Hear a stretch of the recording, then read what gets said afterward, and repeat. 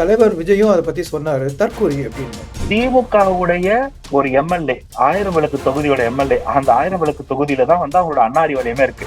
அவர் ஏன் அந்த மேடையில தற்கூரின்லாம் அவங்கள சொல்லாதீங்கன்ற வார்த்தையை சொல்லணும்? நீங்க இருக்க சோசியல் மீடியால குழா சண்டையில தற்கூரிகள் அவமானப்படுத்தாதீங்க, அவங்கள கோபப்படுத்தாதீங்க.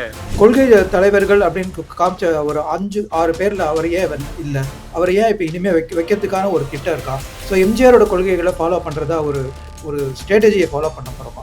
எம்ஜிஆர் அவர் ரெஃபர் பண்றதுல ரொம்ப முக்கியமான விஷயம், வீழ்த்த முடியாதுன்னு திமுக ஒரு கொம்பு முளைக்கும் போது அப்படிலாம் ஒண்ணும் இல்லையே, ரொம்ப ஈஸி அப்படின்னு சொல்லி செஞ்சு காமிச்சார் நம்மளோட ப்ரீகர்சர். அப்போ அதை திரும்ப நான் ரீஇன்ஸ்டிகேட் பண்றேன், நான் திரும்ப பண்றேன் அப்படின்னும் போது அவருக்கு எம்ஜிஆர் எடுத்துக்கிறதுக்கு எல்லா உரிமையும் இருக்கு. ஸோ திமுகவோட கொள்கை கொள்ளை அடிப்பது அப்படின்னு வந்து ரொம்ப கிளியரா வந்து ஒரு வாக்கியம் வந்து. அப்ப நீங்க ஆட்சிக்கு எதுக்கு வரீங்க? பணம் சம்பாதிக்க. அப்ப அது கொள்கை இல்ல, கொள்ளை. சோ தாவேக்காக்கு இதுல there is nothing to lose. அது திமுகவுக்கு தான் பெரிய செக்கா இருக்கும். இன்னைக்கு ஜாதி வேண்டாம், சமத்துவம், சமூக நீதினு பேசுறது உண்மையா இருந்தா எப்படி அந்த கட்சியில இருக்கக்கூடியவங்க ஒரு மகளிரையோ இல்ல ஒரு பிற்படுத்தப்பட்டவங்களையோ ஒரு தாழ்த்தப்பட்டவங்களையோ அந்த வார்த்தையை சொல்லி பேசுவாங்க? தாவேக்காக்குள்ள அவர் ஃபண்டிங் பண்ணதாகவோ இல்ல எலக்டோரல் பாண்ட்ஸ் வாங்கினதாகவோ எந்த இடத்துலயும் எந்த ரிப்போர்ட்டும் இல்லை. ஆன் த அதர் ஹேண்ட் திமுகக்கு அவங்க எவ்வளவு எலக்டோரல் பாண்ட்ஸ்ல ஃபண்டிங் பண்ணிருக்காங்கன்னு எடுத்து பாத்தீங்கன்னா இந்த 5 ஆண்டு கால ஆட்சி மட்டும் கிடையாது, 2021 தேர்தலை ஃபேஸ் பண்றதுக்கு அங்க இருந்து அவங்களுக்கு உதவி வந்திருக்கிறது தெரியும். ஒரு சாராருக்கு ஒரு 5% பேருக்கு ஒரு கட்சியில வந்து அடிப்படை புரிதல் இருக்காது அப்படின்றது உண்மைதான், அதை ஏத்துக்க வேண்டிய உண்மைதான். நீங்க அது வந்து எந்த கட்சியில பார்த்தாலும் இந்த மாதிரி அது வந்து ஒரு துரதிருஷ்டவசமான சம்பவம் தான்.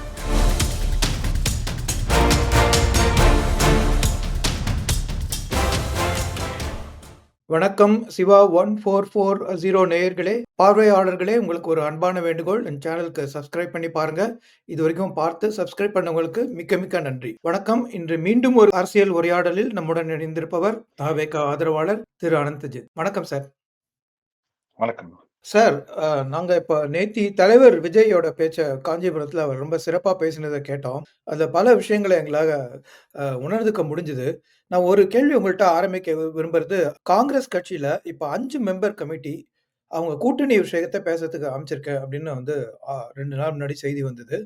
ஸோ இதுல என்ன ஒரு விஷயம்னா, அவங்க திமுகவோட தான் பேச போறதா அவங்க வந்து வெளிப்படையா சொல்லல. அதே சமயத்துல வெளியில என்ன மாரி நியூஸ் வந்து பரவுதுன்னா, பிரவீன் சக்கரவர்த்தி அப்படிங்கிற தலைமையில அந்த இருக்கிற குழு தாவேகா கட்சியோடையும் பேசப் போவதாக ஒரு தகவல் வருது.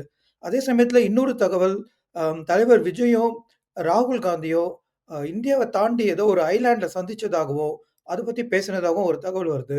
அதுக்கான ஒரு தெளிவு நீங்க ஏற்படுத்தணும். வெளியில சந்திச்சதுன்னு சொல்லப்படக்கூடியது ஆஸ்திரேலியால ஒரு ஐலாண்ட்ல சந்திச்சதா சொல்றாங்க. அது எந்த அளவுக்கு உண்மைன்னு எனக்கு தெரியல. அப்படி சந்திக்க கூடாதுன்னு எந்த நிர்பந்தமும் கிடையாது. ஏன்னா இங்க தமிழ்நாடு ஃபுல்லா திமுகவுக்கு காது கேக்குது, இந்தியா ஃபுல்லா பிஜேபிக்கு காது கேக்குது.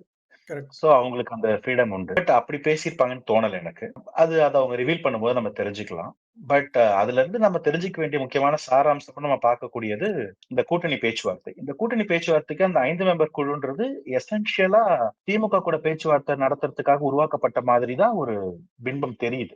எனக்கு இதுல இருந்து என்ன புரிதல் அப்படின்னா, இது வந்து தாவேக்காவுடைய கூட்டணி கணக்குகள் முடங்கியதா, தாவேக்காக்கு நோ சொல்லியதா காங்கிரஸ், இப்படி எல்லாம் வந்து 2 நாளா சொல்லி உடன்பிறப்புகள் கொண்டாடிக்கிட்டு இருக்கிறாங்க.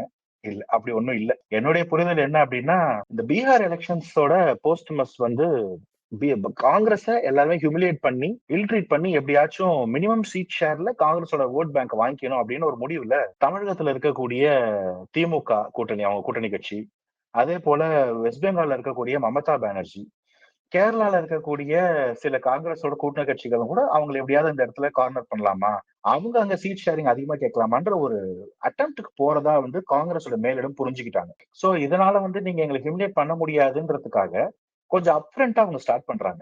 இவ்வளவு நாள் திமுக தான் வந்து இந்த கூட்டணி பேச்சுவார்த்தைக்கு எல்லாம் கூப்பிடுவாங்க. இந்த வாட்டி காங்கிரஸ் இறங்குறாங்க. நாங்க வந்து பேசுறோம், நாங்க ஒரு 5 மெம்பர் குழு அனுப்புறோம், எங்களோட சீட் ஷேர் டிமாண்ட் இது கொடுக்க முடியுமா, எங்களுக்கு ஆட்சியில பங்கு வேணும் முடியுமா, இல்லைன்னா எங்களுக்கு வேற ஆப்ஷன் இருக்கு அப்படின்றத சொல்றதுக்கு காங்கிரஸ் ஒரு முன்னெடுப்பு எடுக்கிறாங்க. ஏன்னா ஒரு கூட்டணியில இருக்கும் போது அது வந்து ஒரு காரணம் இல்லாம முறிச்சிக்க முடியாது. சோ அவங்க காரணம் தேட பாக்குறாங்க, வாய்ப்பு தேடுவாங்க. இப்ப திமுகக்கு தான் இந்த ball is in DMK court. அவங்க வந்து இவங்க கிட்ட வந்து ப்ராப்பரா அந்த சீட் ஷேரிங்கும் ஆட்சியில பங்கும் குடுக்கறதுக்கு விருப்பம் இருக்கு அப்படின்னா தே மஸ்ட் கம் டவுன். அப்ப அந்த அளவுக்கு ஒரு நம்பர்ஸ் காங்கிரஸ் டிமாண்ட் பண்ணும். இல்ல முடியலன்ற பட்சத்துல Congress has its own option. ஒருவேளை காங்கிரஸ் அப்படி ஒரு கால் எடுத்தா திமுக அலையன்ஸ் நான் ஏற்கனவே சொல்லியிருக்கேன். அது ஒரு ஒத்தக்கல் செவுரு. அங்க வந்து பல கற்கள் இருக்கு. அதுல ஒரு கல்ல உருவினா கூட மீதி எல்லா கல்லும் மலமலன்னு சரிஞ்சிரும். அப்போ வந்து அடுத்து இப்ப வந்து விசிகா வந்து நிர்பந்திச்சிருக்காங்க. எப்படியாவது நீங்க வந்து ஆட்சியில பங்கு கேட்க கூடாதுன்னு திருமாவளவனையும் சொல்ல வச்சிருக்காங்க. நாங்க ஆட்சியில பங்கு 26ல கேட்க மாட்டோம்னு. அப்ப அவரு வந்து ரிபல் ஆவாரு. மதிமுக ஏற்கனவே ரிபலியஸ் மோட்ல தான் இருக்கிறாங்க. மதிமுகல இருந்து பிரிஞ்ச அந்த திரு மல்லை சத்யா ஆரம்பிச்ச புது கட்சியும் வந்து திமுக ஃபேவர்ல ட்ரை பண்றாங்க. ஆமா. சோ இது மாதிரி தூள் தூளா உடையறதுக்கான வாய்ப்புகள் இருக்கு. அதற்கான ஒரு முதல் படியா தான் இந்த காங்கிரஸ் உடைய டெலிகேஷன பாக்குறேன். சோ தாவேக்காக்கு இதுல there is nothing to lose. அது திமுகவுக்கு தான் பெரிய செக்கா இருக்கும். அது செக் மேட் ஆகுமா? இல்ல திமுக வந்து அவங்கள எப்படியாவது கன்வின்ஸ் பண்ணுவாங்களான்னு வெயிட் பண்ணி தான் பார்க்கணும். நீங்க ரொம்ப தெளிவான பதில சொல்லிட்டீங்க. இந்த பதில் வந்து பலவித கோணங்கள்ல பார்க்கப்படும். பட் நான் பார்க்குற கோணம் வந்து அலையன்ஸ் பேச்சுங்கிறது very open. That is very yeah. Good. Thank you very much. இப்ப இன்னொரு பேச்சும் அடிபடுது. தலைவர் விஜயும் அத பத்தி சொன்னாரு. தற்கூரி அப்படின்னு. அதுக்கு உடனே வ திமுகவோட கொள்கை பரப்பு செயலாளர் டிவி.கே.எஸ். இளங்கோவன், நாங்க அந்த மாரிலாம் சொல்லலையே அப்படின்னாரு. ஸோ இத எத வச்சு வந்து நம்ம தலைவர் அந்த மாரி சொன்னாரு? திமுகலேருந்து யாராவது தற்கூரி அப்படின்றதுக்கு முன்னாடி சொன்னாங்களா? இல்ல ஆக்சுவலி நெறைய பேர் அந்த டெர்ம யூஸ் பண்ணியிருக்கிறாங்க. என்கிட்ட அதுக்கான பல வீடியோ ஆதாரங்கள் இருக்கு. டிவிக்கு மேல ஒரு தற்கொலை கூட்டம். தற்கொலை கூட்டம். ஏதோ ஒரு தற்கொலை கூட்டம். இதெல்லாம் தற்கொலை கூட்டம். உங்க தற்கொலையும் கூட்டம். நாய் கும்பல். தற்கொலைங்கிற வார்த்தை தற்கொலைத்தனமான ஒரு அரசியலை நீங்க நடத்தி அது என்னப்பா அது தற்கூரியா? மக்கள் எல்லாரும் உங்களுக்கு தற்கூரிகள்.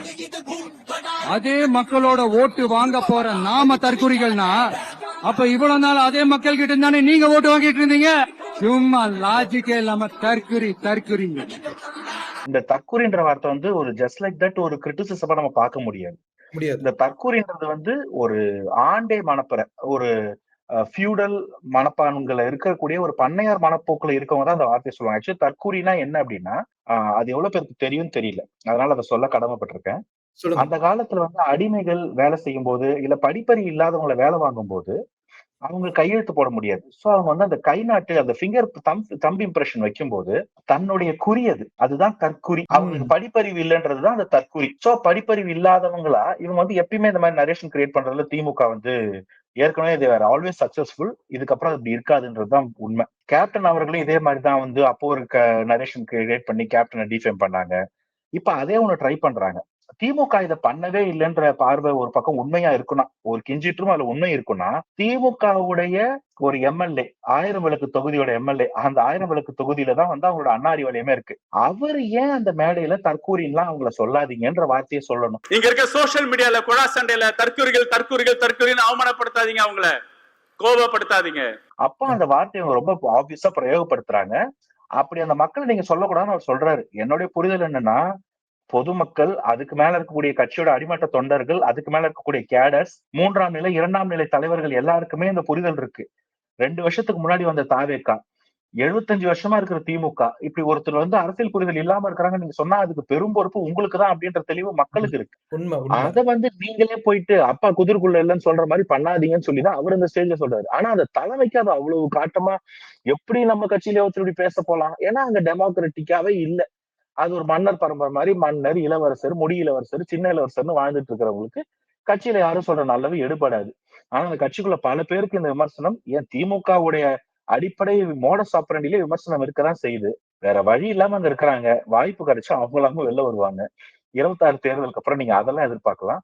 பட் இவங்க இதை பேசிக்கிட்டு இருக்கிறாங்கன்றதுதான் உண்மை. திமுக அபிஷியலாவோ அன்அபிஷியலாவோ திமுகவுக்கு தான் வந்து ஆஸ்தான விற்பனர்களும் ஊதுகுழல்களும் தொங்கு சதைகளுக்குமா பஞ்சம். ஒருத்தர் ஒரு பக்கம் பேச வச்சுட்டு நாங்க பேசலையேன்னு சொல்லுவாங்க. ஆனா அவங்க பேசுனதுக்கே என்கிட்ட ஆதாரம் இருக்கு. அது நீங்க பாருங்கன்னு நான் சொல்றேன். கண்டிப்பா, கண்டிப்பா. ஏன்னா யாரையுமே நம்ம வந்து படிப்பறிவு இல்ல அப்படிங்கிறதோ, ஒரு தனிப்பட்ட விமர்சனமோ அரசியல்ல வைக்கக்கூடாது. அரசியல் விமர்சனங்கிறது அரசியல் சார்ந்து, கருத்து சார்ந்து, கொள்கை சார்ந்து இருக்கணுங்கிறது தான் என்னுடைய ஒப்பீனியனும். உங்களோட தெளிவான பதிலுக்கு நன்றி ஆனந்த்ஜி. ஸோ இப்ப அடுத்த கேள்வி நான் கேட்க போறது, நம்ம தவேகாவோட ஒரு ஸ்ட்ராட்டஜிய பத்தி தான்.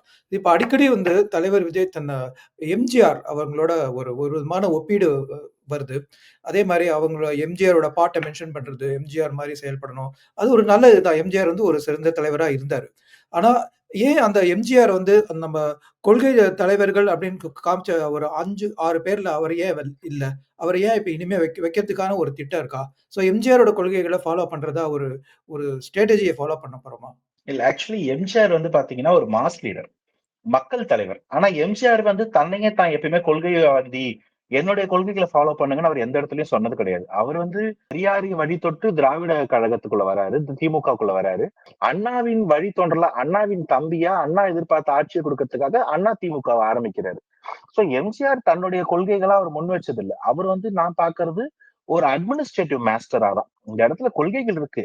அது திமுக எப்படி இம்ப்ளிமெண்ட் பண்றாங்க? திமுகல வந்து நம்ம சமத்துவம் பேசிட்டு, இப்படி எல்லாரும் வந்து சொத்த குவிக்கிறீங்களேன்னு ஒரு சொத்து கணக்கு கேட்டு தான் திமுகல இருந்தே வெளில வராரு. சோ ம். அந்த ஊழலுக்கு எதிரான ஒருத்தரா தான் நம்ம அவர பார்க்கணும். சோ அவர் வந்து அட்மினிஸ்ட்ரேட்டிவ் சைட்ல தான் அந்த ஆட்சிய கட்டமைக்கிறாரு. அதுலதான் வந்து அவர் பசிக்கிறவங்களுக்கு சாப்பாடு எப்படி குடுக்கணும், இல்லாதவங்கள எப்படி பார்த்துக்கணும். அவர் அப்படிதான் போறாரு. அவர் வந்து அவரோட கொள்கைகளா எதையும் வந்து முன்னிறுத்தல. அண்ணா, பெரியாரின் கொள்கைகள தான் அவரு வழித்தோன்றலா எடுக்கிறாரு. இப்ப அண்ணாவின் கொள்கைன்னு எடுத்தா கூட, அண்ணா வந்து பெரியாரின் கொள்கைகளை எடுத்து அத பொலிட்டிசைஸ் பண்ணாரு. பெரியார் வந்து ஒரு எலக்டோரல் பாலிடிக்ஸ்ல இன்ட்ரெஸ்ட் இல்லாத ஒருத்தர். சமூக மாற்றத்துக்காக மட்டும் செயல்படுறாரு. இங்க அரசியல் மாற்றத்துல இருந்து தான் சமூக மாற்றத்த பிறக்க வைக்க முடியும். நம்ம என்னதான் சமூகத்துக்காக உழைச்சாலும் வேற ஒருத்தர்கிட்ட அரசியல் பவர் இருக்கும்போது அது ஃபுல்லா போய் மக்கள் சேராதுன்ற ஒரு புரிதலோட அண்ணா கட்சி ஆரம்பிக்கிறாரு. சோ அண்ணாக்கும் வேர் வந்து பெரியார் தான். பெரியார் வேறு. அண்ணா மரம். அதுல இருந்து வந்த கனிகள் தான் எம்ஜிஆர். அப்போ நம்ம வந்து கனிய ருசிக்கலாம். ஆனா வேர தான் வந்து புடிச்சுக்கணும். அப்போ ம். நம்ம ஸ்டிக்கிங் டு த ரூட்ஸ் அப்படின்னும்போது பெரியார் ஒருத்தர பேசினாலே, நீங்க தமிழகத்தோட இந்த நூற்றாண்டு கால திராவிட சிந்தனையும், தமிழகத்தின் இந்த சுயமரியாதையும், சமத்துவத்தையும் பேசிற முடியும். சோ அப்ப திரும்ப நீங்க அண்ணா, எம்ஜிஆர் கொண்டு வந்தா அது டூப்ளிகேஷனா தான் இருக்கும். மல்டிப்ளைடா இருக்கும். சோ பெரியார் ஒருத்தரே ஆகச் சிறந்த ஆளுமை. ஆஸ் ஃபார் அஸ் சமூக நீதி அண்ட் சமத்துவம் பகுத்தறிவு இஸ் கன்சர்ன்ட். பட் நீங்க வந்து ஒடுக்கப்பட்ட மக்களோட ரைட்ஸுக்கு பேசும்போது நீங்க அம்பேத்கர் உள்ள கொண்டு வந்தே ஆகணும். அதே போல நீங்க வந்து பெண்ணியம் பேசும்போது, சேவை பேசும்போது, பெண்களுக்கான வீரம் பேசும்போது, அத தவிர இவங்க கிட்ட இந்த கொள்கையெல்லாம் இருந்தும், ஒரு ஊழலற்ற ஆட்சி இவங்க கற்பனை கூட பண்ணி பார்க்க மாட்டாங்க. அப்ப அதெல்லாம் கொண்டு வந்து பேசும்போது காமராஜரும். சோ இவங்கெல்லாம் வந்து வேர்கள். அதுல இருக்கக்கூடியவை இன்னும் பெட்டர் பண்ணவங்க நெறைய பேர் இருக்காங்க. அந்த கட்சிக்கு கொள்கை தலைவர்கள் நெறைய பேர். அந்த கொள்கை வேர்கள் இந்த 5 பேரும். சோ அதுவே கரெக்ட் போதும்னு நெனைக்கிறேன். எம்ஜிஆர் அவர் ரெஃபர் பண்றதுல ரொம்ப முக்கியமான விஷயம், வீழ்த்த முடியாதுன்னு திமுகவுக்கு ஒரு கொம்பு முளைக்கும்போது, அப்படிலாம் ஒண்ணும் இல்லையே ரொம்ப ஈஸி அப்படின்னு சொல்லி செஞ்சு காமிச்சாரு. ஆமா. நம்மளோட ப்ரீகர்சர் அவரு. அப்போ அத திரும்ப நான் ரீஇன்ஸ்டிகேட் பண்றேன். நான் அத திரும்ப பண்றேன் அப்படின்னும்போது, அவருக்கு எம்ஜிஆர் எடுத்துக்கிறதுக்கு எல்லா உரிமையும் இருக்கு. MGR was a successful role model. அதுவும் தமிழக இல்லாம அரசியல்ல எம்ஜிஆர்ட்ட வந்து ஒரு சாஃப்ட் இந்துத்துவாவும் இருந்தது. அத நான் வந்து உங்கள்ட்ட குறுக்கீடு பண்ணி சொல்ல விரும்புறேன். ஏன்னா, நம்ம அத வந்து கடந்து போயிட முடியாது. எம்ஜிஆர் வந்து ஒரு சாஃப்ட் இந்துத்துவா கொள்கைய ஃபாலோ பண்ணவர். இல்ல ஆக்சுவலி நான் ஹிந்துத்துவான்னு நான் எப்படி புரிஞ்சுக்கிறேன்னா, ஹிந்துயிசம் இஸ் வெல்கம். அது வந்து ஒரு மத வழிபாடு, ஒரு மத நம்பிக்கை. அது ஒரு தர்மத்தோட பேஸ் பண்ணி இருக்கு. அத வந்து நம்ம ஃபண்டமெண்டலா போகும்போது that is called as Hindutva. Hindu தத்துவா. சோ நான் வந்து எம்ஜிஆர் அவர்கள வந்து ஹிந்துயிசம் வரைக்கும் வச்சுக்கிறேன். அவர் வந்து மக்களுடைய கடவுள் நம்பிக்கைய புறம் தள்ளல. அத ஏத்துக்கிட்டாரு. ஒன்றே குலம் ஒருவனே தேவன்னு அண்ணா சொன்னத ஃபாலோ பண்ணாரு. அத ம். நீங்க ஹிந்துத்துவா கூட கொண்டு போய் மேட்ச் பண்ண முடியாது. ஓ. ஹிந்துத்துவான்னு வரும்போதே that cos do an extreme. எனக்கு வந்து அனைவரும் முக்கியம். நான் வந்து விநாயகர் கும்பிடுறேன்னு சொன்னா அது ஹிந்துயிசம். எனக்கு எல்லாரும் சகோதரர்ன்னு சொன்னா ஹிந்துயிசம். நான் கும்பிடுறது மட்டும் தான் கரெக்ட்ன்னு சொன்னா அது எக்ஸ்ட்ரீமிசம். சோ எனக்கு தெரிஞ்சு எம்ஜிஆர் வந்து ஹிந்துத்துவா கிடையாது. ஹிந்துயிசம். அது விஜய் சார் தான் எல்லா கடவுள் நம்பிக்கையும் நான் வந்து ஃபாலோ பண்றேன். எல்லா கடவுள் நம்பிக்கை வச்சிருக்கவங்களையும் நான் மதிக்கிறேன். நான் பெரியார ஃபாலோ பண்ணாலும் மத்தவங்களோட கடவுள் நம்பிக்கையை விட்டு கொடுக்கல. நானும் சாமி கும்பிடுறேன் அப்படின்ற அந்த ஸ்டேட்டுக்கு வராரு. கிட்டத்தட்ட தமிழ்நாட்டோட மைண்ட் செட்டே அப்படிதான். இங்க பெரியாரையும் பிள்ளையாரையும் ஒன்னா கும்பிடுறது தான் வந்து தமிழ்நாட்டோட ஸ்டைல். அதனால வந்து அதுல எல்லாம் குழப்பம் இல்ல நமக்குன்னு தான் பாக்குறேன். ஸோ அதே சமயத்துல இன்னொரு விஷயத்தையும் நான் உங்கள்ட்ட கேட்க விரும்புறேன். ஏன்னா தவேகா கிரியேட் பண்ண அதோட கொள்கைய கிரியேட் பண்ணும்போது, திராவிடமும், தமிழ் தேசியமும் இரு கண்கள் அப்படின்னு நம்ம தெளிவா சொன்னோம். இப்ப திராவிடத்துக்கான ம அத நீங்க ஒரு கண்ணா நினைக்கிறது ரொம்ப பல விதங்கள்ல தெரியிறது. ஸோ இப்ப தமிழ் தேசியம் வந்து இன்னொரு கண்ணுங்கிறபோது, அதுல வந்து உங்களுடைய பிடிமானம் எவ்வளோ இருக்கு?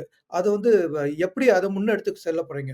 ஆக்சுவலி இந்த திராவிடம் தமிழ் தேசியம் அப்படின்றது பாத்தீங்கன்னா, சும்மா இங்க பேசிக்கிட்டு இருக்கிற அரசியல்வாதிகள் பேசுற அளவுக்கு அது ஒரு ஷாலோ பாலிடிக்ஸ் கிடையாது. ஒரு கப்புல அள்ள முடியாது. அது வந்து கடல். திராவிடமும் சரி, தமிழ் தேசியமும் சரி, பெரிய மாஸ் ஆஃப் கொள்கைகளையும், பிலாசபிகளையும் உள்ளடக்குன ஒரு தத்துவம். அத தாவேக்காவோட கண்ணோட்டமா நான் எப்படி பார்க்கிறேன்னா, ஆக்சுவலி தாவேக்கா வந்து திராவிடத்தையும், தமிழ் தேசியத்தையும் தன்னுடைய 2 கண்களா பார்க்கல. இந்த மண்ணு தமிழ்நாட்டுடைய அரசியல்ல அது 2மே 2 கண்கள். அது 2யுமே தாவேக்கா ஏத்துக்கிட்டு பயணிக்க போகுது அப்படின்றதுதான் விஜய் சாரோட ஸ்டேட்மெண்ட்.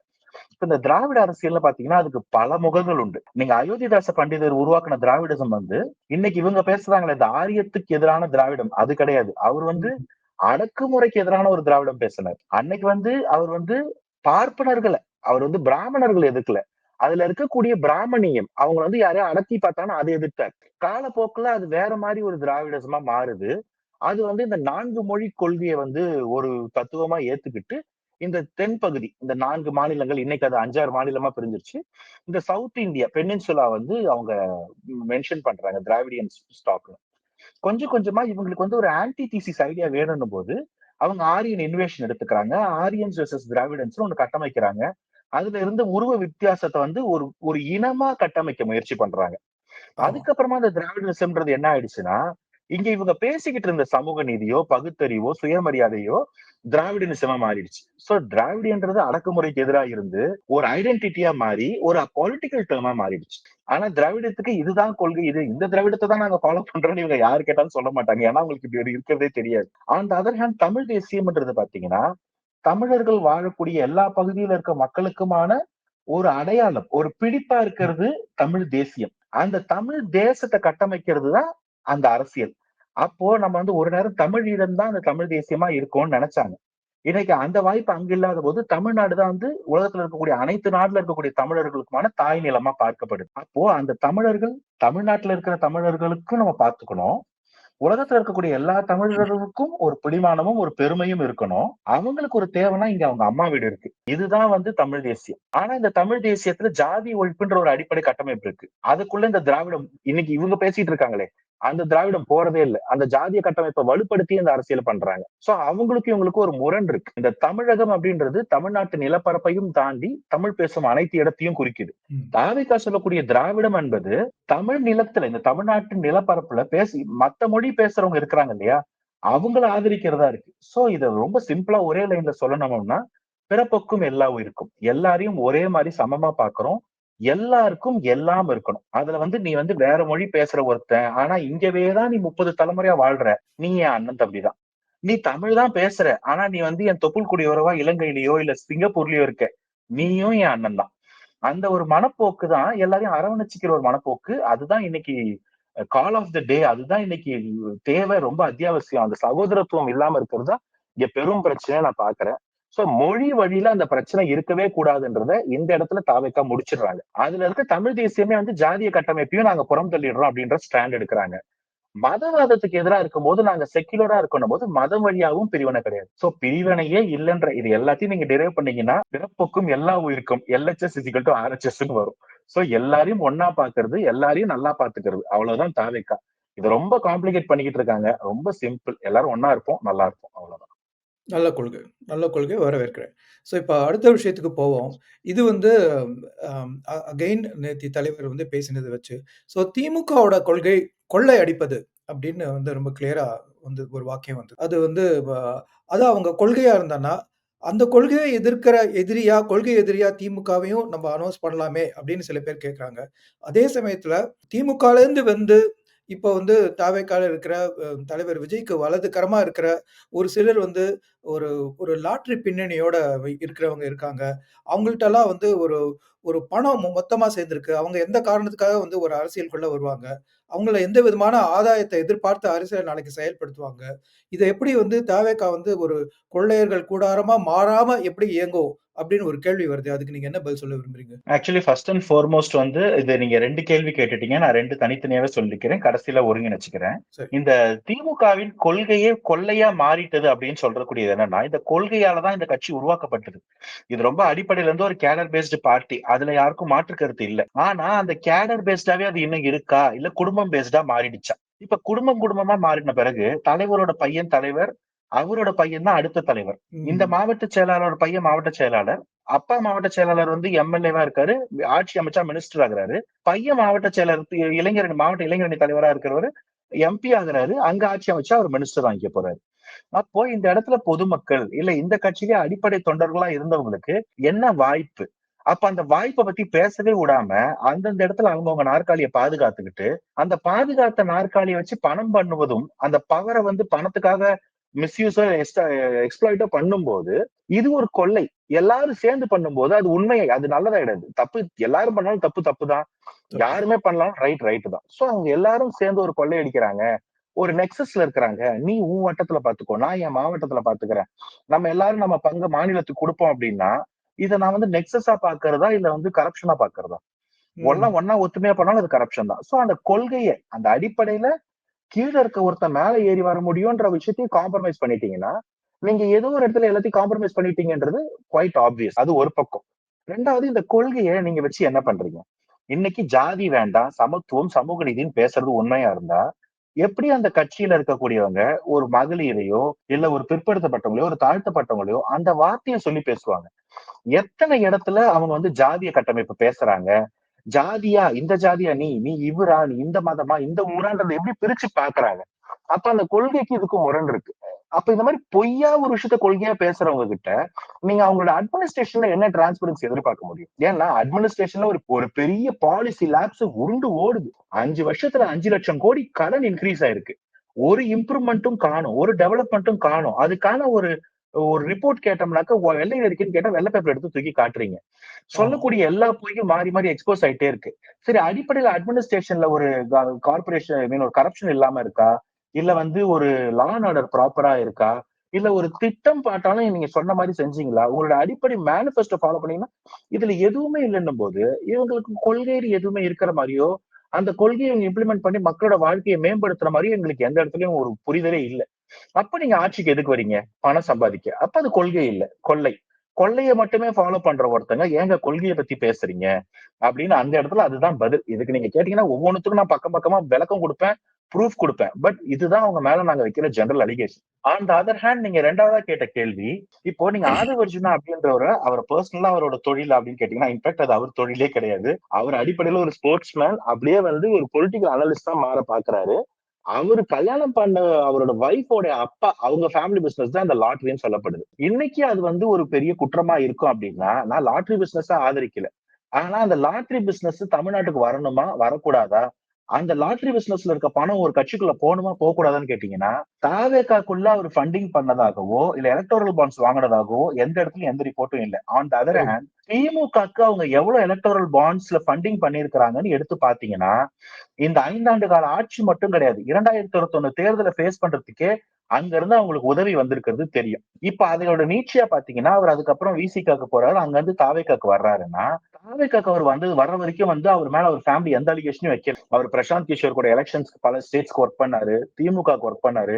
விசிகா கூட வந்தாரு. எங்கேயுமே அவர் வந்து அவங்க ஃபேமிலி வந்து எதுவும் தப்பா சொல்லல. ஆனா இன்னைக்கு தாவேகாக்கு வந்த பிறகு, அவங்க துணைவியார் வந்து இந்த மாரி வந்து அவரோட அரசியல் பயணத்துக்கும், எங்க பிசினஸ்க்கும் எந்த சம்மந்தமும் இல்ல.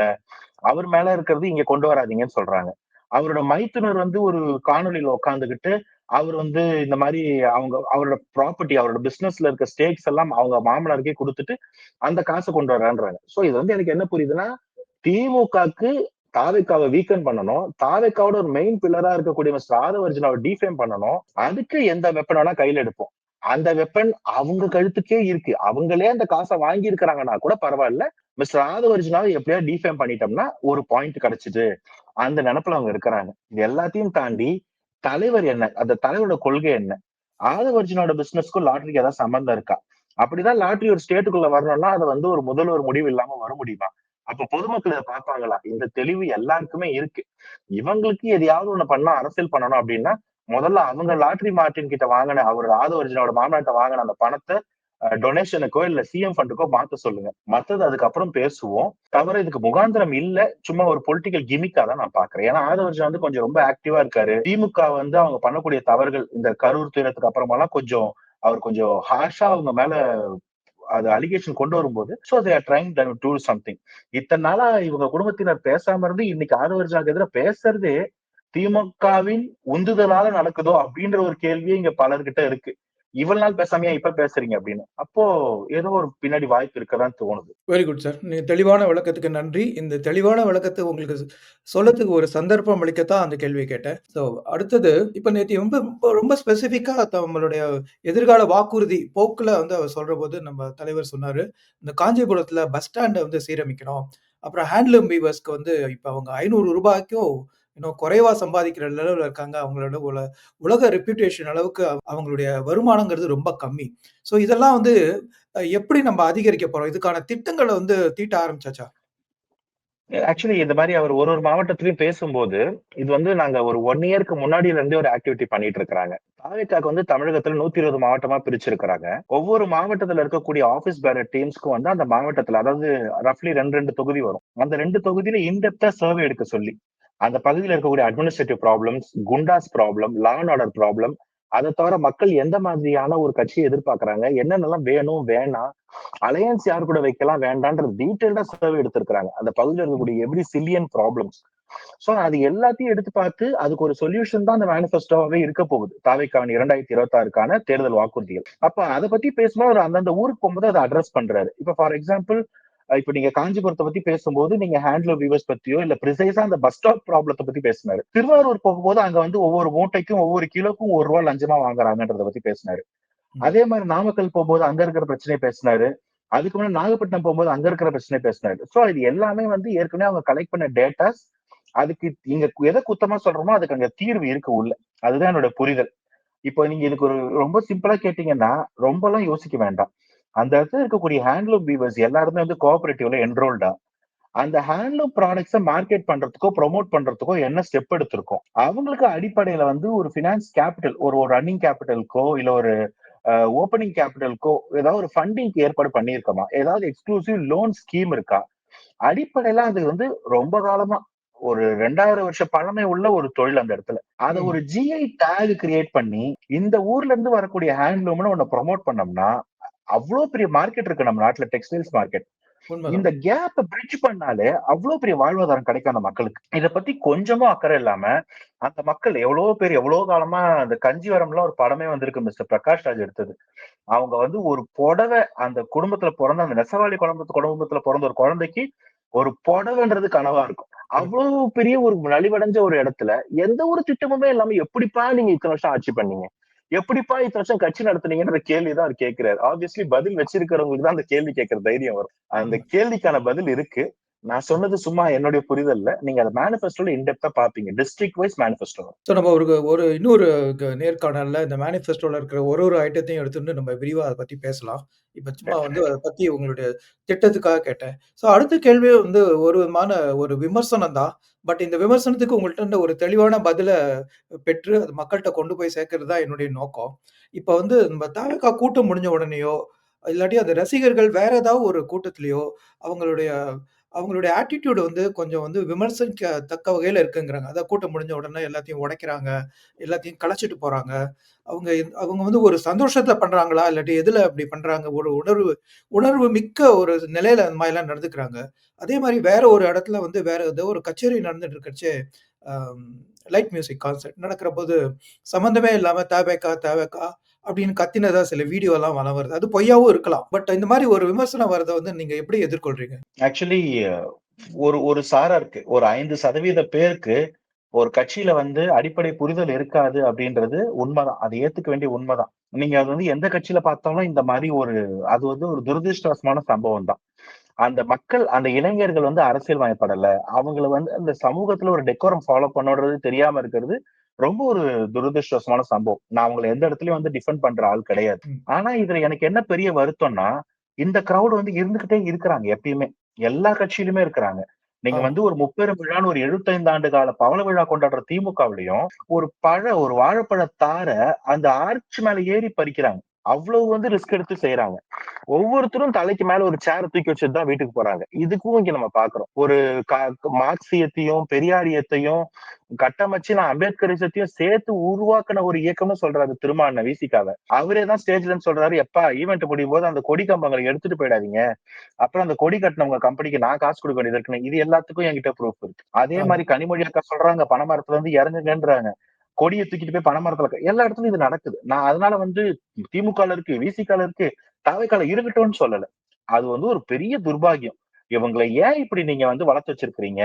அடிப்படையில புரிதல் இல்லாம ஒரு கூட்டத்த வளர்த்து, அந்த கூட்டத்த வாக்கு வங்கியா மட்டுமே பார்த்த அரசியல்வாதிகளால உருவான சாபம் அது. இந்த நாட்டோட சாபம். அத சரி பண்ணணும். தாவேக்காக்கு வரும்போது, தாவேக்கா பிரிசைஸா வந்து அதுக்காக இளைஞர் அணியும், தொண்டர் அணியும் இப்ப வந்து நிர்வாகிகளை கொண்டு வராங்க. அந்த தொண்டர் அணியோட அமைப்பாளர்களை வச்சு தாவேகா பாதுகாப்பு அமைப்புன்னு ஒரு பாதுகாப்பு படைன்னு ஒண்ணு கிரியேட் பண்ணியிருக்காங்க. ஏன்னா காவல்துறை மட்டுமே முழுசா நம்ப முடிய மாட்டேங்குது. இது போன்ற அது தாவேக்காக்காரங்க தான் பண்றாங்கன்னு கூட நம்ம சொல்ல முடியாது. பட் நான் புல்லுருவிகள் உள்ள வராங்க, சமூக விரோதிகள் வராங்கன்னு சொல்லிட்டு கை கழுவிட்டு போற டைப் நான் கிடையாது. அதனால சொல்றேன், அதை யார் பண்றதா இருந்தாலும் ஒரு 1000 10,000 பேர் சேர்ற இடத்துல ஒரு 10 பேர் அந்த மாதிரி இருக்கான்னு வச்சுக்கோங்களேன். அந்த 10 பேர் ஒரு டீம் ஆயிடுறான். மீதி இருக்கக்கூடிய 9,990 பேரு இண்டிவிஜுவல்ஸா மாறிடுறாங்க. யாரு போய் அவனை கேட்கறது, தடுக்கிறதுன்ற ஒரு அச்சம், மாப் மென்டாலிட்டி தாண்டி வந்துடுது. அப்போ இப்போ ஒரு தொண்டர் அணி, ஒரு இளைஞர் அணி, ஒரு பாதுகாப்பு படையன்னு இருந்ததுன்னா தே வில் பி ரெஸ்பான்சிபிள். அப்ப அவங்க போய் 4 பேரா நின்னா என்ன அப்படின்னு கேட்டா அந்த இடம் சால்வ் ஆயிடும். இவங்களை கண்ட்ரோல் கொண்டு வந்துட முடியும்ன்றதுதான் புரிதலே. அது ஒரு ஆர்வத்துல இருக்கிற ஒரு பையன் டிரான்ஸ்ஃபார்மர் மேல ஏறதாவும் இருக்கலாம், இல்ல இந்த மாதிரி சேர உடைக்கிற விஷமிகளாவும் இருக்கலாம். இவங்களை கண்ட்ரோல் பண்ண வேண்டிய சூழ்நிலையில் தாவேக்கா அதுக்கான பணிகளை செஞ்சுக்கிட்டு இருக்கிறாங்க. பட் அவங்க இந்த நிலைமையில இருக்கிறதுக்கு தாவேக்கா பொறுப்பு இல்ல. அது இத்தனை ஆண்டு காலம் இவங்க எல்லாரையுமே ஒரு அடிப்படை அரசியல் ஒரு டெக்கோரமே இல்லாம வளர்த்த இந்த கட்சிகள் அதை தாவேக்கா சரி செய்யும். இந்த நிலைமை ரொம்ப நாள் இருக்காது. அப்படி இருந்தா தாவேக்கா வந்ததுக்கான பர்பஸே இருக்காதுன்னு தான் நான் நம்புறேன். ரொம்ப நன்றி சார். ஸோ இதுக்கும் நீங்க அத குற்றத்த ஏற்றுக்கொண்டு அதுக்கு ரொம்ப அழகான விளக்கத்த குடுத்ததுக்கு ரொம்ப நன்றி. நேயர்களே இவ்வளவு நேரம் எங்களோட இணைந்து இத உரையாட கேட்டதுக்கு நன்றி. ஸோ வணக்கம் ஆனந்தஜித் சார். நன்றி. மீண்டும் ஒரு முறை சந்திப்போம்.